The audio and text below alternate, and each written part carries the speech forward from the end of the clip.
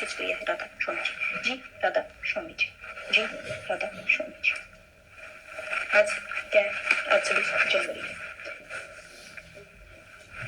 तो 26 जनवरी की आपको हार्दिक शुभकामनाएं।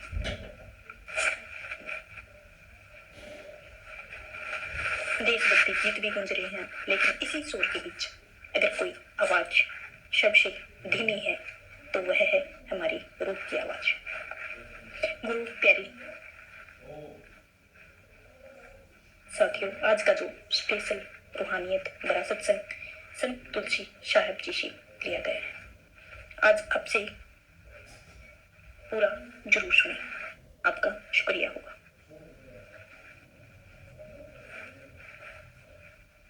हम एक वचन को ध्यानपूर्वक सुने और शायद रोना आ जाए। और आज के दौर पर टाइम सबके पास नहीं है, लेकिन निकालना पड़ता है खुद के लिए। क्या हमने कभी गुरु के वचनों और महत्व को समझा है? हम सत्संगों में जाते हैं, महात्माओं की वाणियां सुनते हैं, पर क्या हमने कभी उनके वचनों पर अमल किया है? संत कहते हैं, गुरु का एक वचन भी व्यर्थ नहीं जाता, वह बीज की तरह होता है।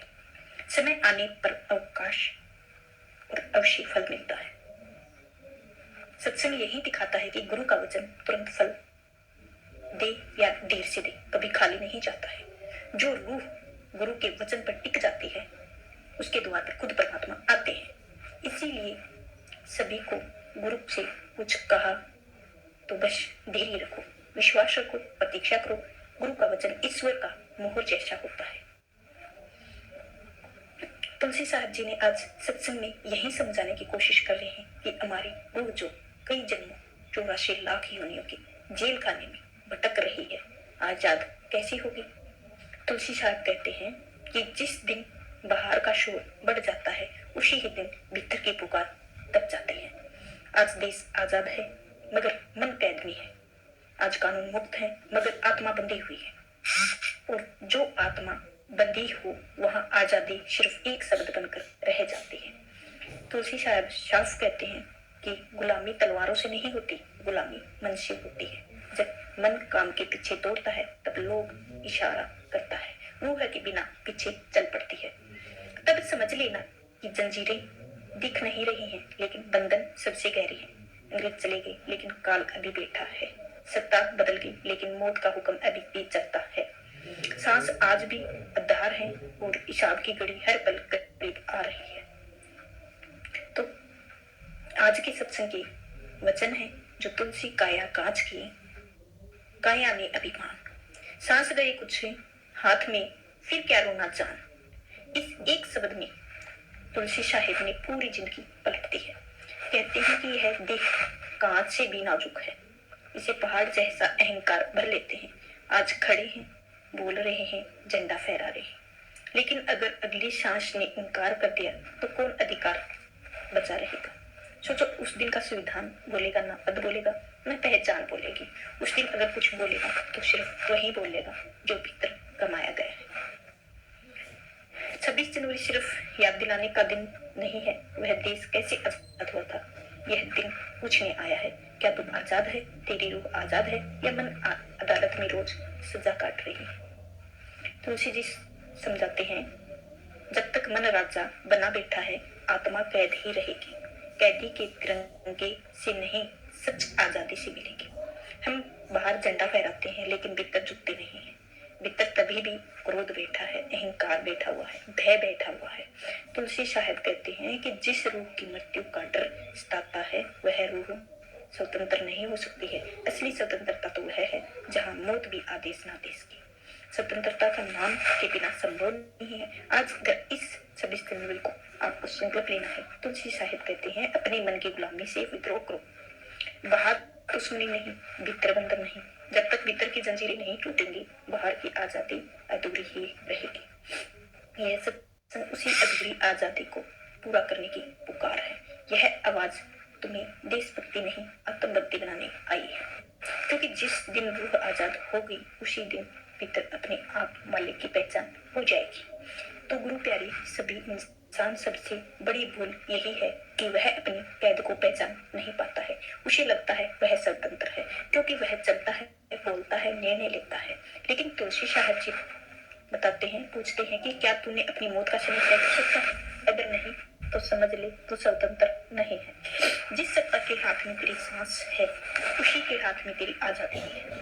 उस सत्ता का नाम काल है। काल कोई डराने वाली कहानी तो नहीं है। काल एक व्यवस्था है। जन्म से लेके मृत्यु तक की पूरी हाजिरी काल के दफ्तर में दर्ज होती है।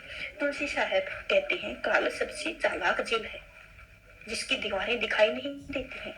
इसमें ताले दिखते नहीं है। पहरेदार फिर भी बाहर नहीं निकल पाता है। मन उसी ही जेल का पहरेदार है। रूह खुद को अपनी कैदी बनी बैठी है। हम सोचते हैं कि हम अपने फैसले खुद लेते हैं, लेकिन जरा देखो, मन जहां भागता है रूह उसके पीछे पीछे दौड़ी चली जाती है। कभी इच्छा की ओर, कभी भय की ओर, कभी मोह की ओर।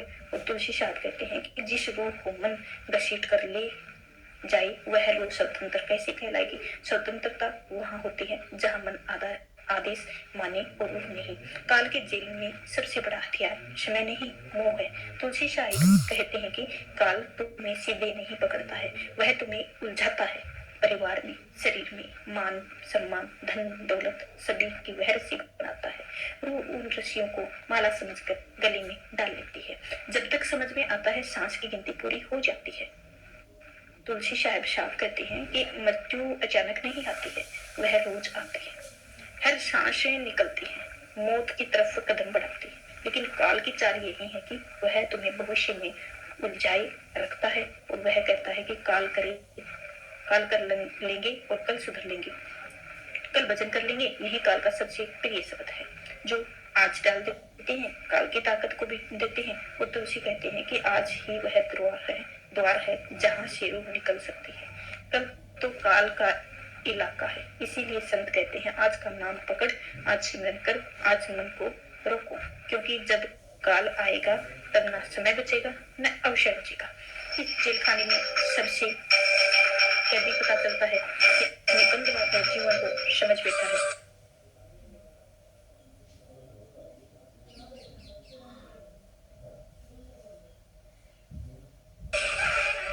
तुलसी साहब कहते हैं कि अपनी कैद प्यारी लगने लगती है, मुक्ति करना है सबसे कठिन होता है। मन रोज कहता है कि सब ठीक है, अभी जल्दी क्या है, और रूह उसी बहाने को सच मान लेती है। लेकिन एक दिन ऐसा आता है जब काल हिसाब मांगता है। ना रिश्ते सामने आते हैं, ना धन काम आता है और ना ही पद काम आता है। उस दिन सिर्फ वही साथ हो जाता है जो काल के हाथ से छूटने वाला हो। तुलसी साहब कहते हैं जो नाम से जुड़ा है वही काल की सीमा से बाहर जा सकता है, बाकी सब यह रह जाते हैं और चाहे कितनी भी पहचान क्यों ना हो। इसीलिए तो तुलसी साहब बार बार जताते हैं कि काल नहीं, अपनी बेखबरी से डरो। काल तो अपना काम करेगा, लेकिन रूह है जाग जाए तो काल की पकड़ ढीली पड़ जाती है। जागी हुई रूह काल भी सलाम करता है क्योंकि उसे पता है कि यह कैदी नहीं। अगर इस सत्संग को सुनते हुए दिल में हल्की सी भी बेचैनी उठ रही है तो समझ लेना रूह ने दस्तक दी है। तुलसी साहब कहती है कि बेचैनी बुरी नहीं है, बेहोशी खतरनाक है। यह बेचैनी वह पहला झटका है जो रूह को कैद का एहसास कराता है, और जहां एहसास पैदा हो गया वहीं से मुक्ति का रास्ता शुरू हो जाता है। संत तुलसी साहब कहते हैं कि इंसान जीवन से नहीं मृत्यु से भागता है। वह जीने की तैयारी करता है मगर मरने की तैयारी नहीं करता है, और जो मृत्यु से भागता है वह जीवन को भी पूरी तरह नहीं जी पाता है, क्योंकि भीतर एक डर बैठा रहता है, एक अनकही घबराहट जिसे मन रोज दबाता है और वो चुपचाप सहती रहती है। देखो, मृत्यु कोई अचानक घटने वाली तो घटना है नहीं। जो तुलसी साहब कहते हैं कि मृत्यु हर दिन घटती है, वह अंतिम दिन दिखाई देती है। हर सांस जो भीतर आते हैं वह बाहर जाने का वादा लेकर आते हैं। फिर भी मन कहता है अभी बहुत समय है। यही मन का झूठ रोग सबसे ज्यादा कमजोर करता है। तुलसी साहब पूछते हैं कि जिससे जीवन भर बाहर की तैयारी की, क्या वह अंतिम यात्रा के लिए तैयार है? उस समय ना शरीर साथ देगा, ना ही बुद्धि काम आएगी और ना ही कोई अपने आगे बढ़ाएगा। उस कड़ी में सिर्फ वही टिकेगा जो भीतर जमा किया हो, और भीतर अगर कुछ नहीं तो वह मृत्यु सबसे भयानक प्रतीत होती है। संत कहते हैं कि मृत्यु डरावनी नहीं होती है, खालीपन डरावना होता है। जो रूह नाम से जुड़ी है उसे मृत्यु दरवाजे लगाती है, और रूह नाम से खाली है उसे मृत्यु अंधेरा लगता है। इसीलिए तुलसी साहब बार बार कहते हैं, नाम को जीवन अंत के लिए नहीं, जीवन के बीच में पकड़ो। मन कहता है बुढ़ापे में विघ्न करेंगे, लेकिन तुलसी साहब कहते हैं कि काल बुढ़ापे का इंतजार नहीं करना है। मन कहता है कि आज नहीं कल करेंगे, लेकिन कल काल का इलाका है, और आज रूह का जो आज पकड़ लेता है वही मृत्यु को आगे निकाल सकता है। जब मृत्यु सामने होती है तब मन टूट जाता है, उसके शारीरिक चालाकियां बिखर जाती हैं। उसी समय अगर रूह ने नाम का सहारा दिया तो वह डगमगाती नहीं है। तुलसी कहते हैं कि नाम उस लाठी की तरह है जो अंधेरे में भी रास्ता दिखा देती है। बिना नाम के रूह लड़खड़ा जाती है। तुलसी साहब की वाणी बहुत साफ है कि नाम कोई शब्द नहीं, नाम वह शक्ति है जो रूह है मन से अलग करना शुरू कर देती है।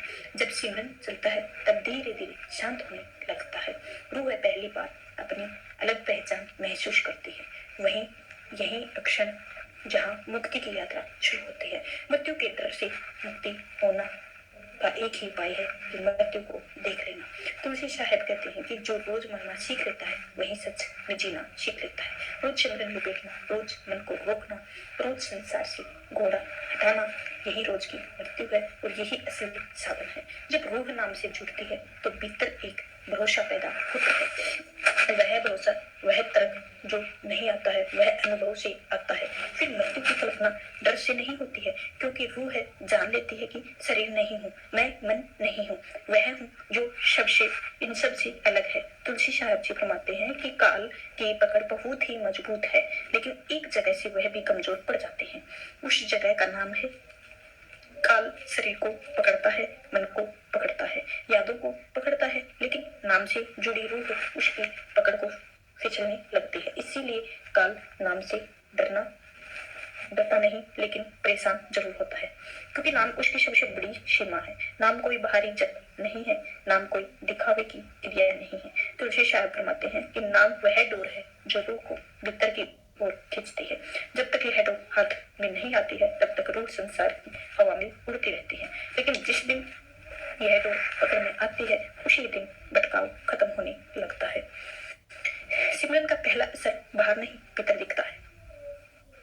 तुलसी साहब कहते हैं कि नाम लगते ही संसार नहीं छूटता, लेकिन संसार का जोर छूटने लगता है।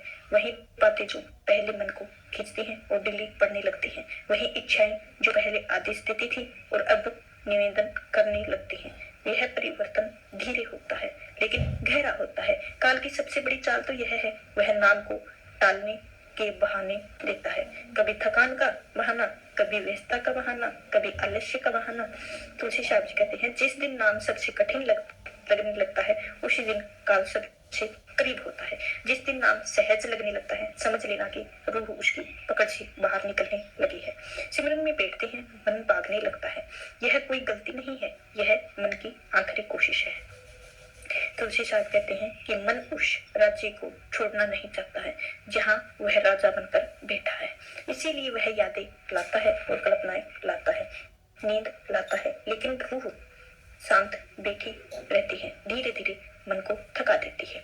नाम की असली काम आवाज पैदा करना नहीं, नाम की असली काम है दूरी पैदा करना। मन और रूह के बीच जब यह दूरी बनने लगती है तो भीतर एक अजीब सी शांति उतरती है।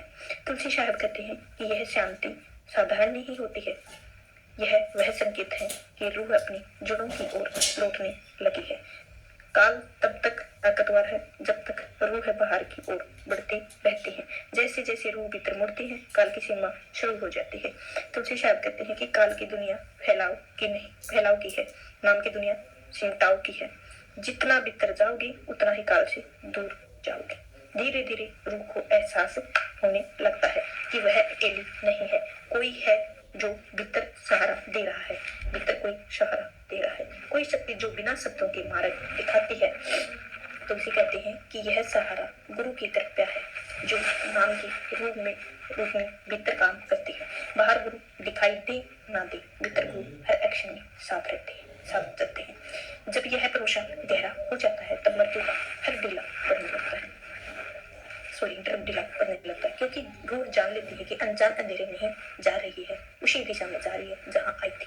नाम उस पहचान को याद दिलाता है और उसी काल को भुला दिया था। आज अगर सिमरन करते हैं, मन बार बार उठता है, एहसास होता है। एहसास मत होना, तुलसी साहब कहते हैं, उठना हार नहीं है, ना उठना हार है। असली हार तब होती है जब रूह है कोशिश ही छोड़ दे। जो रोज बैठता है वही एक दिन उठता है। उड़ान अचानक नहीं होती है, वह रोज बैठकों में तैयार होती है। इसीलिए नाम का बोझ मत बनाओ, नाम की सांस बना लो, जिसे सांस के बिना याद दिलाई जलती है। वैसे ही नाम को जीवन में बहने तो धीरे धीरे काल पीछे छूटने लगेगा, रूह को अपनी असली आजादी हवा महसूस होने लगेगी। संत तुलसी साहब जी फरमाते हैं, ये रूह है पहली बार भीतर की ओर मुड़ती है, तब कोई चमत्कार नहीं होता है, कोई शोर नहीं होता है, भीतर बस एक हल्की सी हलचल होती है। जैसे ही बहुत समय बाद जब कोई अपना नाम पुकार रहा हो, वह कानों में नहीं सुनाई देती है, यह सीधे मन में उतर जाती है। सिमरन करते करते एक दिन ऐसा भी आता है जब मन अचानक थक जाता है, वह भागता है, लड़ता है और बहाने बनाने लगता है, लेकिन फिर एक क्षण ऐसा आता है जब वह चुप भी हो जाता है। तुलसी साहब जी कहते हैं, यही पहला द्वार है जहाँ रूह को अपनी मौजूदगी का एहसास होता है, और यह एहसास शब्दों का नहीं बनता, सिर्फ महसूस किया जा सकता है। उसी समय कई लोगों को लगता है कि शायद कुछ हो रहा है, मन डरता भी है और आकर्षित भी होता है। तुलसी साहब कहते हैं कि डर स्वाभाविक है, क्योंकि रूह पहली बार चित्र में कदम रखती है जहाँ मन का अधिकार नहीं चलता है। मन को अपना राज्य छीनता हुआ दिखाई देता है, इसीलिए वह भय पैदा करते हैं, और पहली अनुभूति अक्सर शांति के रूप में आती है। ऐसी शांति जो पहले नहीं मिली हो, बाहर शोर हो रहा हो, हालत वही हो सकती है, लेकिन भीतर कुछ ठहर जाता है। तुलसी साहब कहते हैं कि ठहराव ही संकेत है, वह रूह ने काल की धारा से थोड़ा सा किनारा पकड़ लिया है। कभी कभी भीतर हल्की सी दमनी का अनुभव ही होता है, कोई स्पष्ट आवाज नहीं, बस एक गूंज। तुलसी साहब चेताते हैं जिसमें उलझन मत और ध्वनि साधन नहीं है। ध्वनि संकेत है और नाम साधन और लक्ष्य रूह की जागृति है। इस अवस्था में सबसे बड़ा खतरा अहंकार का होता है। मन फुसफुसाता है, कहता है कि तू कुछ खास है, तुझे कुछ मिल गया है। तुलसी साहब कहते हैं, जहाँ यह आवाज उठे, समझ लेना कि मन आखिरी चाल चल रहा है। रूह का रास्ता सरल है, सीधा है, जिसमें विशेष होने की घोषणा नहीं होती है। पहले अनुभूति की असली फल होता है कि संसार का बोझ थोड़ा सा हल्का लगने लगता है। वही समस्याएं रहती हैं, लेकिन भीतर कोई बैठ जाता है जो कहता है कि सब बीत जाएगा। तुलसी साहब कहते हैं कि यह कोई कल्पना नहीं है, यह उस सत्य की झलक है जो बदलता नहीं है। समय कैसा थक भ्रम में पड़ जाता है, कोई दृश्य, कोई प्रकाश, कोई सपना आया हो, समझ लेना कि मंजिल आ गई है। तुलसी साहब कहते हैं कि जो आता है वह जाता भी है, मंजिल वह है जो टिक जाए। लेकिन देखो, इसे पकड़ो मत, नाम पकड़ो, बाकी सब अपने आप छूट जाएगा। रूहानी मार्ग जल्दी सबसे बड़ा शत्रु है, और तुलसी साहब कहते हैं कि बीज को रोज खोद कर देखने वाला किसान कभी सफल नहीं काटता है।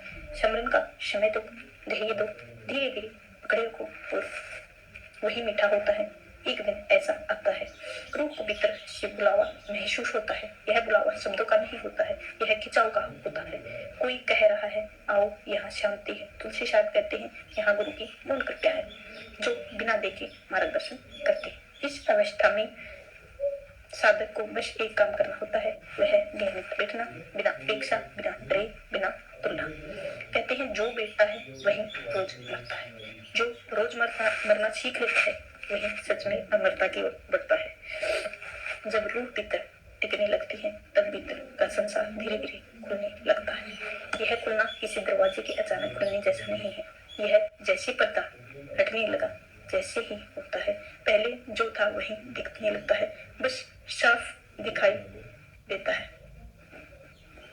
कोई हल्की सी धुन आवाज। तुलसी कहते हैं कि डरो मत, यह कोई भारी आवाज नहीं, यह भीतर की यात्रा का पहला संकेत है। लेकिन ध्यान रखना, यह संकेत मंजिल नहीं। मन तुरंत इसे पकड़ना चाहता है, वह चाहता है कि सब कुछ, लेकिन तुलसी साहब चेताते हैं, जो पकड़ा जा सके वह सत्य नहीं। धुन का उद्देश्य ध्यान खींचना नहीं, दिशा बताना है। जैसे दूर से आती घंटी रास्ता बताती है, वैसे ही भीतर की धुन रूह को ऊपर की ओर बुलाती है। इसी समय साधक को बहुत सावधान रहना पड़ता है। धुन में उलझ जाना उतना ही खतरनाक है जितना उसे नकार देना है। तुलसी साहब कहते हैं, धुन सुनो लेकिन नाम मत छोड़ो। नाम का वह नाव जो धुन के सहारे आगे बढ़ता है। भीतर की धुन को कभी स्पष्ट होती है, कभी धुंधली होती है, कभी आती है, कभी जाती है। तुलसी साहब कहते हैं, यह अस्थिरता स्वाभाविक है। जैसे रेडियो की तरंग लाने में समय लगता है, वैसे ही रूह को भी अपने स्रोत पर जुड़ने में अभ्यास करने लगता है। तो कुछ साधक इस अवस्था में उत्साहित हो जाते हैं, कुछ घबरा जाते हैं। तुलसी साहब कहते हैं, दोनों का संतुलन होना चाहिए। कहते हैं, ना उत्साह बहु और ना डर मिश्रित। जो शांति रहता है वही असली धुन होती है। चरण में सबसे बड़ा भ्रम यह होता है कि कुछ सुनाई देने लगा तो वह साधना पूरी होगी। तुलसी साहब कहते हैं, जहाँ सुनना शुरू हुआ वहीं से सुनने वाला मजबूत होना चाहिए। सुनाई देना नहीं, सुनने वाला शिथिल होना जरूरी है। भीतर की धुन के साथ साथ कई बार प्रकाश का अभ्यास हो सकता है। तुलसी साहब कहते हैं, जो दिखे उसे रास्ते पत्थर समझो, घर नहीं। अगर रूह है रुक गई तो यात्रा थम जाती है। यात्रा तब तक चलती है जब तक नाम के आगे इस अवस्था के साधक भीतर एक परिवर्तन आता है। उसे लगता है कि भीतर कोई आदेश नहीं, कोई दबाव नहीं है। साधना अब कर्तव्य नहीं लगती, वह स्वाभाविक खिंचाव बन जाती है। तुलसी साहब कहते हैं, यही संकेत है कि रूह सही दिशा में बह रही है। कभी धुन बंद लगे तो निराश मत होना, धुन नहीं रुकती है। ध्यान हटता है, इसलिए ध्यान वापस लाओ। नाम को पकड़ो, जहाँ नाम है वहीं धुन का रास्ता है। अब सब कुछ कहकर संत तुलसी साहब अंत में कहते हैं कि यात्रा का अंत कहीं बाहर नहीं, यात्रा का अंत तब होता है जब खोजने वाला थक जाता है, जब रूह समझ ले कि जिसे वह ढूंढ रही है वहीं दूर नहीं, उसी के भीतर है। वहीं अक्षण है जहाँ हम प्रयास धीरे धीरे संपन्न में बदल देते हैं। तुलसी साहब कहते हैं कि संपन्न का अर्थ है अब मन को नर्तव्य से हटाना।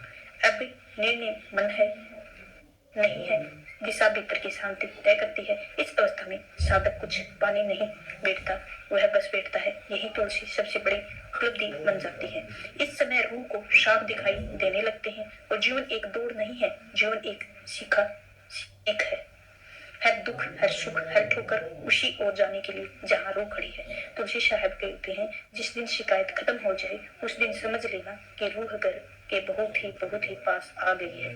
जीते जी मुक्ति का आकाशीय घटना नहीं है, कोई चमत्कार दृश्य नहीं है। तुलसी साहब कहते हैं, जीते जी मुक्ति का पहला संकेत यह है कि मृत्यु अब डरने नहीं देती। प्रश्न यह बनता है कि परिवर्तन आते हैं, रूह जान लेती है, मैं बदलने वाली नहीं हूँ।